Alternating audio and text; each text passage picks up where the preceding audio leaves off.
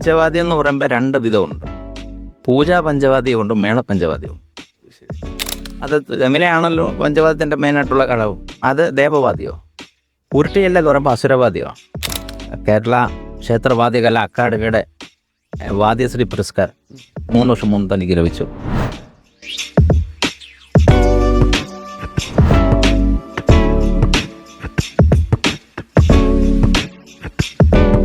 അപ്പോൾ എല്ലാവർക്കും നമസ്കാരം. ഇന്നത്തെ ഒരു വീഡിയോ എന്ന് പറയുന്നത് പഞ്ചവാദ്യത്തെ പറ്റിയാണ്. കൂടുതലും നമ്മൾ ഹിന്ദു വെഡ്ഡിങ്സിനൊക്കെ നമ്മളുടെ കല്യാണങ്ങളൊക്കെ ആയാലും കാണാൻ ഈ സ്വീകരണ സമയത്തൊക്കെ പഞ്ചവാദ്യങ്ങൾ ഉപയോഗിക്കാറുണ്ട്. അപ്പം അതിനെപ്പറ്റി അതിൻ്റെ ഒരു കലാകാരനെ വെച്ചുള്ളൊരു വീഡിയോ ആണ് ഇന്ന്.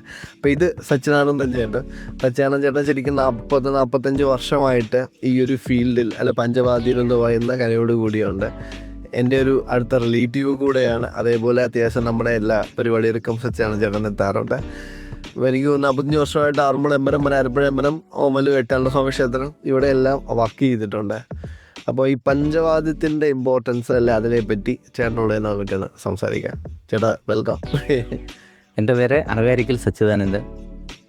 ഞാൻ 45 വർഷത്തോളമായി ഈ പഞ്ചവാദ്യ കലാലോകത്ത് പ്രവർത്തിക്കുന്ന ആളാണ്.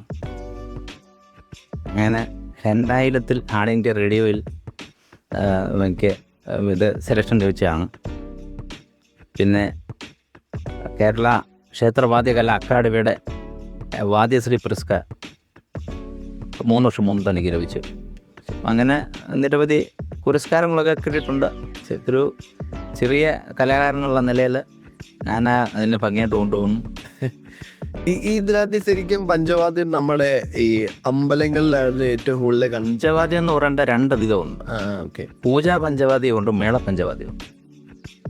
ഇപ്പം നമ്മൾ ക്ഷേത്രങ്ങളിലൊക്കെ പൂജയ്ക്ക് ഉപയോഗിക്കുന്ന പൂജാ പഞ്ചവാദ്യം. അപ്പം അതിന് വീക്ക് എന്താ, തിമില, ഉരുട്ടി ചന്ത എന്ന് പറയുമ്പോൾ അസുരവാദ്യമാണ്. പഞ്ചവാദ്യം എന്ന് പറയുമ്പോൾ ദേവവാദ്യമാണ്. അത് തമ്മിലുള്ള വ്യത്യാസമാണ്. പഞ്ചവാദ്യം തിമില എന്ന് പറയുമ്പം അത് എങ്ങനെയാണല്ലോ പഞ്ചവാദ്യത്തിൻ്റെ മെയിനായിട്ടുള്ള ഘടകം. അത് ദേവവാദ്യമോ. ഉരുട്ടി എന്ന് പറയുമ്പോൾ അസുരവാദ്യമാണ്. അത് പഞ്ചവാദ്യം എന്തിനും ഏത് കാര്യത്തിനും നമുക്ക് ഒരു ദേവവാദ്യമായതുകൊണ്ട് എല്ലാ ചടങ്ങിനും ഇപ്പോൾ ഉപയോഗിക്കാറുണ്ട്. അങ്ങനെ മേള പഞ്ചവാദ്യം എന്ന് പറയുമ്പോൾ അതിനകത്ത് കൊമ്പ്, കുഴല്, മദ്ദളം, മേലത്താളം, ചെങ്ങില, ഇങ്ങനെ വരും. പൂജാ പഞ്ചവാദ്യം എന്ന് പറഞ്ഞിട്ട് അത് വരത്തില്ല. അതിനകത്ത് വീക്കിയണ്ട, തിമില, ഉരുട്ടി താളം, ഇങ്ങനെ. അപ്പം അതിനകത്തും 5 വാദ്യമാണ് ചെയ്യുന്നത്.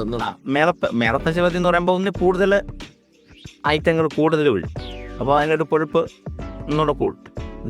ഈ അമ്പലങ്ങളിലൊക്കെ ശരിക്കും ഈ പഞ്ചവാദ്യം നടത്തിയിട്ട് പിന്നെ ഈ കല്യാണങ്ങളിലേക്ക് ഇപ്പം കൂടുതലും പഞ്ചവാദ്യങ്ങൾ വായിക്കാൻ തുടങ്ങിയിട്ടും എന്താണ് അതിനകത്തൊരു വ്യത്യാസവും അല്ലെങ്കിൽ അതൊക്കെ ചേട്ടൻ എങ്ങനെയാണ് നോക്കി കാണുന്നത്? ഇപ്പം പണ്ടത്തെ കാലത്തെ അപേക്ഷിച്ച് ഒരുമാതിരിപ്പെട്ട ഫംഗ്ഷനുകളും കാര്യത്തിനൊക്കെ പഞ്ചവാദ്യം സാധാരണ കാണുന്നു.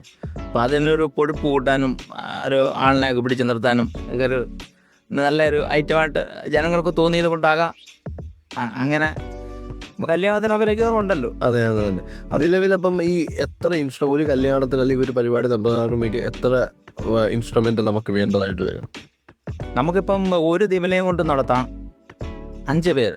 ഒരു തിമില, ഒരു മദ്ദള, ഒരു പൊമ്പ, ഒരു ഇടയ്ക്ക, ഒരു താളം, അങ്ങനെ 5 പേര് കൊണ്ട് നടത്താം. അത് കൂടുതൽ ആളുമേ എത്ര കൂടുതൽ വരുന്നു അത്രയും കൊഴുപ്പ് കൂടും. ഇപ്പോൾ ഒരു 15 പേരാകുമ്പോൾ നല്ല കൊഴുപ്പായിരിക്കും. അതായത് 16 പേരൊക്കെ ആകുമ്പോൾ നല്ല നല്ലതായി. അപ്പം അങ്ങനെ ആള് കൂടുന്തോറും ആ കൊഴുപ്പിന് കൊഴുപ്പ് കൂടിക്കൊണ്ടിരിക്കുന്നതാണ്. ശരി. ഈ കല്യാണങ്ങൾക്ക് ഇപ്പം കൂടുതലും നമ്മളെ ചേട്ടൻ വിളിക്കുന്നത് കൂടുതൽ എങ്ങനെയാണ്? വീട്ടിൽ നിന്ന് ഡയറക്റ്റ് വിളിക്കുമായിരിക്കും, അതോ ഈ പറഞ്ഞ ഇവന്റ് മാനേജ്മെന്റ് ആര് വിളിക്കുക? അങ്ങനെ രണ്ട് വിളിക്കാറുണ്ട്. വീട്ടുകാരും വിളിക്കാറുണ്ട്, ഇവന്റ് മാനേജ്മെന്റ് വിളിക്കാറുണ്ട്. അപ്പൊ അങ്ങനെ വിളിക്കുമ്പം ചേട്ടൻ അവിടെ ഫേസ് ചെയ്യുന്ന അല്ലെന്നുണ്ടെങ്കിൽ അതിന്റെ മാനേജറെ വിളിക്കുമ്പോൾ ചേട്ടൻ അവിടെ ഗുണമെന്ന് തോന്നുന്ന കാര്യങ്ങൾ എന്തൊക്കെയാണ്, അല്ലെങ്കിൽ ഒരു ദോഷം എന്ന് തോന്നുന്ന കാര്യങ്ങൾ എന്തൊക്കെയാണ്? അങ്ങനെ നമുക്ക് പ്രത്യേകിച്ച് തോന്നിട്ടില്ല. അങ്ങനെ ഒരു പ്രത്യേകതയായിട്ട് തോന്നിട്ടില്ല. നമ്മള് എവിടെയായാലും നമ്മുടെ ജോലി നമ്മൾ ചെയ്യുന്നു. പണ്ടിപ്പോ ഇവിടെ കല്യാണത്തിന് കൂടുതൽ ചേട്ടൻ വായിക്കുന്നത് ഏത് ഇതിലായിരിക്കും? എന്ത് എൻട്രിക്ക് ആയിരിക്കോ വായിക്കുന്നത്, വെളിയിലായിരിക്കോ വായിക്കുന്നത്, സ്റ്റേജിലായിരിക്കോ വായിക്കുന്നത്? അത് നമ്മളെ ഇതിലെ പ്രധാന കവാടത്തിലാണ് ആളെ വരുമ്പോൾ അവർക്ക് കാണാനും കയറ്റാനും ഒക്കെ ഒരു സ്വീകരണം പോലെ നമ്മളെ പ്രധാന കവാടത്തിൽ അവിടെയാണ്. പിന്നെ അല്ലാതെ അമ്പലങ്ങളിലൊക്കെ ആകുമ്പോൾ അത് സ്റ്റേജ് ഒക്കെ ആവാം. പലരെ സ്വീകരിച്ചുകൊണ്ട് വരുമ്പോൾ വായിച്ചു. സ്വീകരിച്ചുകൊണ്ട് വരുമ്പോൾ വായിക്കും. ശരി ശരി.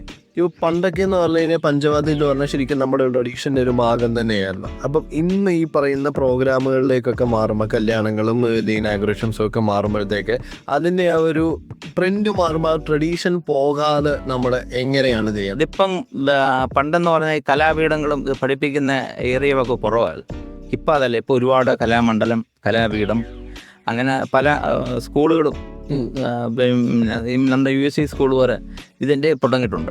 അപ്പം അതന്നെ അപ്പോൾ അത് കുറച്ച് കുട്ടികളൊക്കെ അങ്ങോട്ട് ആകർഷിക്കും. ഇത് കാണുമ്പോഴൊക്കെ രൂപകൾ അങ്ങനെ ആളുകൾ കൂടുതലായിട്ട് ഇപ്പോൾ വന്നിട്ടുണ്ട് പഴയതിനെ അപേക്ഷിച്ച്. അത് പക്ഷേ ഇത് ഞാൻ ചോദിക്കുന്നുണ്ട്, നമ്മൾ ആ വായിക്കുന്ന സമയത്ത് ആ ഒരു ട്രെൻഡ് ആ വായിക്കുന്ന സമയത്ത് അതിൻ്റെ ട്രഡീഷൻ പോകാതെ നമുക്ക് എങ്ങനെ വായിക്കാൻ പറ്റും? അല്ലെങ്കിൽ ഇപ്പോൾ പലരും അതൊരു വെറുതെ ഒരു പ്രോഗ്രാമിന് വേണ്ടി വായിക്കുന്ന ട്രഡീഷൻ പോകാതെ വായിക്കുന്ന അല്ല, ഇതിൻ്റെ നിയമങ്ങളുണ്ടല്ലോ, ഇതിൻ്റെ താളോട്ടങ്ങളുണ്ട്. താളോട്ടം അത് ആദ്യത്തെ 1-ാം കാലം, 2-ാം കാലം, 3-ാം കാലം, 4-ാം കാലം എന്ന് പറഞ്ഞ ഓരോ താളവട്ടങ്ങളും. അപ്പോൾ ആ താളവട്ടം അതിൻ്റെ ഒരു പഠിച്ച രീതി അനുസരിച്ച് തെറ്റുകൂടാതെ അത് ക്ലിയറായിട്ട് ചെയ്യുമ്പോൾ അത് ഭംഗിയാവും. അപ്പോൾ അങ്ങനെ നമ്മൾ അന്നേരം വേറൊരു ലോകത്താണ്. വേറെ ലോകത്തെന്ന് പറഞ്ഞാൽ നമ്മുടെ മനസ്സിൽ അന്നേരം വേറെ ഒന്നുമില്ല, നമുക്കൊരു സന്തോഷവും ആ ഒരു കല ഇതിനകത്ത് നിൽക്കുന്നതുകൊണ്ട് നമുക്ക് അങ്ങനെ നാദസ്വരവും തയ്യലും നമ്മൾ ഇതിൻ്റെ കൂടെ ആഡ് ചെയ്യാറുമ്പോൾ പഞ്ചവാദ്യത്തിൻ്റെ ഉള്ളിൽ. അപ്പോൾ അതൊരു വേറൊരു അത് സെപ്പറേറ്റ് വേറെ സെപ്പറേറ്റ് ആണ്. ഇപ്പം അതേപോലെയൊക്കെ ചെയ്യണം. ഇപ്പം നിങ്ങളിപ്പോൾ പലരും നിങ്ങളിലേക്ക് ഹോളിലേക്ക് വിളിക്കാറുണ്ട്, കല്യാണത്തിന് വേണ്ടി വിളിക്കാറുണ്ട്. അപ്പം അങ്ങനെ വരുമ്പോൾ ഒരു ഹോളിൽ വരുമ്പോൾ അവിടെ ഫേസ് ചെയ്യുന്ന എന്തെങ്കിലും പ്രശ്നങ്ങളോ അല്ലെങ്കിൽ അവിടെ ഫേസ് ചെയ്യുന്ന ചലഞ്ചോ അങ്ങനെ എന്തെങ്കിലും? ഇല്ല, അങ്ങനൊന്നും നമുക്ക് പ്രത്യേകിച്ച് കാണിക്കണമെന്ന്. ഇത് നമ്മുടെ തൊഴിലായതുകൊണ്ട് നമുക്ക് എവിടെ ആയാലും ആ തൊഴിൽ ചെയ്യുക സന്തോഷമാണ്. അത് ചെയ്യുക എന്നുള്ളതാണ് നമ്മുടെ ഒരു രീതിയിലോ. അപ്പോൾ ഇത് ഇപ്പോൾ ഈ കുറേ പുതിയ കുട്ടികളൊക്കെ ഇത് പഠിക്കാൻ വേണ്ടിയിട്ടൊക്കെ ഇഷ്ടപ്പെടുന്ന ആൾക്കാരൊക്കെയാണ്. അപ്പോൾ അങ്ങനെയൊക്കെ ഉള്ളവരോടൊക്കെ എന്താ ഒരു മെസ്സേജാണ്? നമുക്ക് സന്തോഷമാണ്. ഞാനൊക്കെ പഠിക്കുന്ന സമയത്ത് ഒരുപാട് കഷ്ടപ്പെട്ട് കിടന്ന് കഷ്ടപ്പെട്ടെന്ന് പറഞ്ഞാൽ നടക്കാൻ പോലും വഴിയില്ലാത്തടത്തൊക്കെ പോയി ഞാൻ പഠിച്ചതാണ്. ഇത് ഇപ്പോഴത്തെ കാലം, അന്ന് കറണ്ട് പോലും ഇല്ല. ഇന്നെന്ന അവസ്ഥയല്ലല്ലോ. ഇന്നിപ്പം ഇരിക്കുന്നിടത്ത് ഫാന്, പിന്നെ അതുപോലുള്ള സംവിധാനം, കസേരയിൽ ഇരുന്ന് പഠിക്കാം, മറ്റേ തറയിൽ ഇരുന്ന് വേണം പഠിക്കാം. അപ്പോൾ അങ്ങനെ ഉള്ള വ്യത്യാസ കാര്യങ്ങൾ മാറിയപ്പോൾ അതിൻ്റെ ഉള്ള മാറ്റങ്ങൾ ഒരുപാട് വന്നിട്ടുണ്ട്. പിന്നെ തന്നെയല്ല, പണ്ട് പൈസ കുറവായിരുന്നു, ഇപ്പോൾ അതിന് മാന്യമായിട്ടുള്ള പൈസയുണ്ട്. പിന്നെ നമ്മളൊരു തൊഴിൽ ചെയ്താൽ അതിനൊരു വേതനം. ഇപ്പം അതുകൊണ്ട് ഈ കുട്ടികളൊക്കെ ഇതിലായിട്ട് ആകർഷിക്കുന്നത്. കാരണം പൈസയൊക്കെ കിട്ടും, അവരുടെ കാര്യങ്ങളൊക്കെ നടക്കും. ഇതുകൊണ്ടൊരു തൊഴിലായിട്ട് കൊണ്ട് നടക്കുക. ഇപ്പം തൃശ്ശൂർ തുറഞ്ഞോട്ട് ഇഷ്ടം പോലെ ആളുകളല്ലയോ. പണ്ടത്തെ കാലത്ത് അവിടെ ഇവിടെയൊക്കെ ഓരോരുത്തരേ ഉള്ളൂ. ഇപ്പം അതല്ല. ഈ അമ്പലങ്ങളിൽ ഈ മേളം ചെയ്യാറില്ലേ? പക്ഷെ അമ്പലത്തിൽ ഈ ദേവവും പറഞ്ഞ പോലെയൊക്കെ ഒരു പൂജ മാത്രമേ മേളങ്ങൾ അമ്പലത്തിൽ ചെയ്യാറ് ഉണ്ട്. കൂടുതൽ ഈ പഞ്ചവാദ്യം ചെയ്യുന്ന നമ്മൾ എന്ത് പ്രോഗ്രാമുമായിട്ട് ബന്ധപ്പെട്ട പഞ്ചവാദ്യം കൊടുത്താൽ? നമ്മളെ കൂടുതലും ക്ഷേത്രങ്ങളിലുമായിട്ട് ബന്ധപ്പെട്ടാൽ കൂടുതലും നടക്കുന്നത്. ഇപ്പം പിന്നെ കല്യാണങ്ങൾക്കെല്ലാം മിക്കവാറുണ്ട്.